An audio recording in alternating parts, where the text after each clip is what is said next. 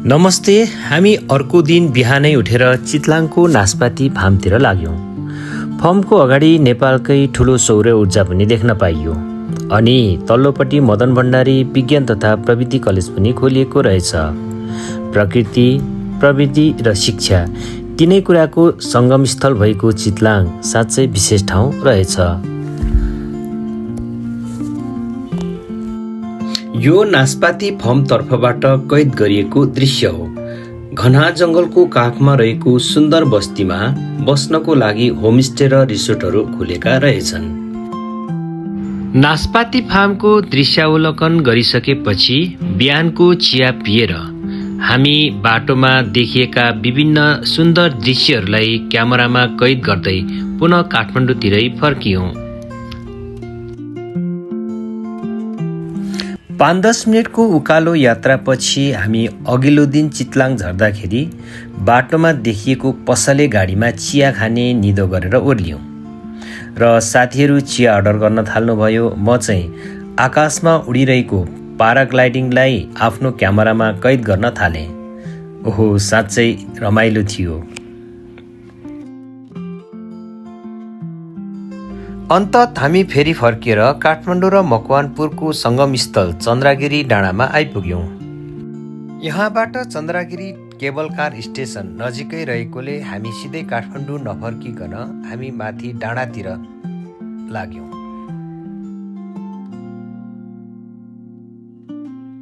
लगभग 10 मिनटको बाइक यात्रापछि हामी केही मास्तिर आइपुग्यौं र त्यहाँबाट माथि बाइक लान पाइँदो रहेनछ।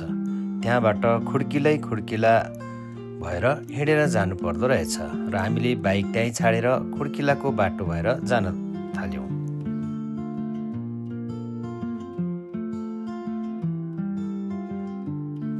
घना जंगलको बीचमा बनाइएको यो खुड्किले बाटो हिँड्नको लागि सजिलो रहेछ, तर पनि उकालो भएको कारणले गर्दा हिँड्न गाह्रो नै भयो र हामी 3 जना गफ गर्दै हाँस्दै रमाइलो गर्दै अनि सुस्केर हाल्दै 10 मिनेटपछि लगभग 10-15 मिनेटको हिँडाइपछि हामी चन्द्रगिरीको टुप्पो केबल कारमा पुग्यौं। दर्शकवृन्दहरू, म चन्द्रगिरी केबल कारको बारे केही भन्न गइरहेको छु।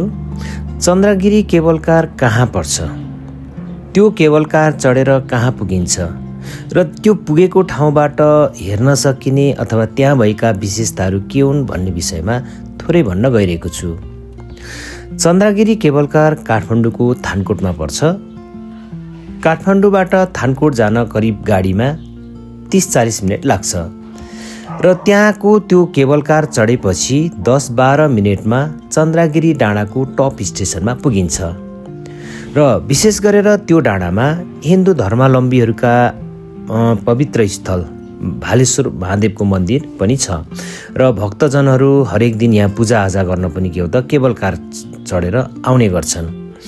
र यो चन्द्रगिरी डाँडा चाहिँ धार्मिक मात्र होइन, ऐतिहासिक दृष्टिले पनि महत्त्वपूर्ण छ भन्नाले राजा प्रताप मल्लले यही डाँडाबाट काठमाडौँको सुरक्षा के कस्तो छ भनेर हेरेका थिए अरे।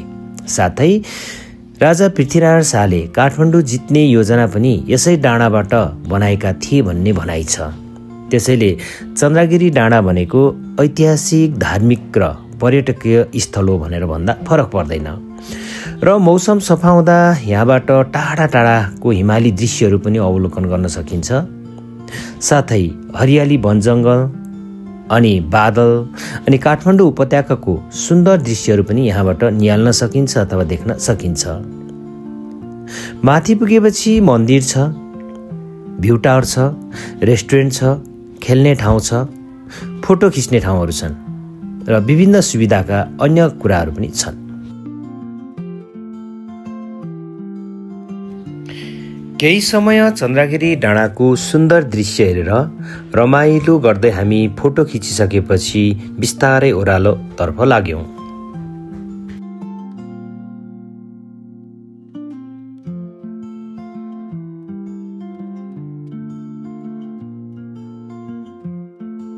सरहरू चाहिँ बाइकबाट ओह्रालो लाग्नुभयो, म चाहिँ छोटो बाटो खोज्दै हिँडेर ओह्रालो लागेँ। बीचमा नवराज सरले बाइक चढ्ने अनुरोध गर्नुभयो, तर म चढिनँ र जङ्गलको बाटो एक्लै ओह्रालो लागेँ।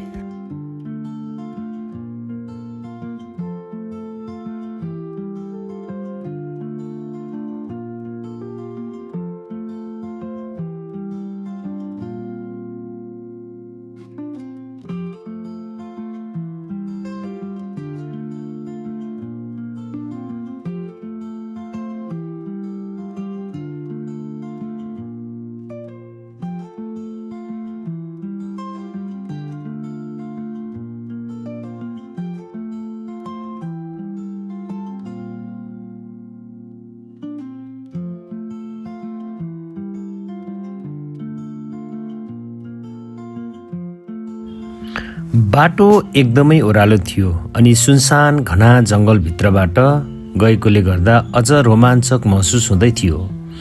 बाटोको सुरुवातमै 2-3 जना बाहेक अरू कोही पनि भेटिएन। जति तल झर्दै गयो बाटो झन्झन अप्ठ्यारो हुँदै गयो।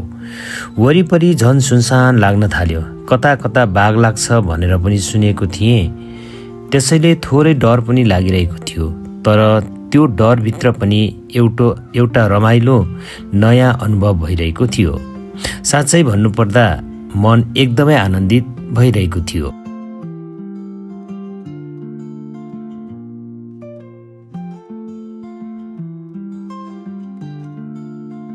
म चन्द्रगिरीको टपबाटै छोटो बाटो हुँदै हिँडेर तल आइपुगेँ। त्यो बाटो कतै सिधा, कतै सजिलो र कतै अति नै अप्ठ्यारो थियो। एकदमै ओह्रालो भएकोले कतै खुट्टा चिप्लिहाल्यो भने निकै तल गुल्टी खेलेर पुगिन्थ्यो। त्यसैले सावधानीपूर्वक हिँड्दै तल आइपुगेँ।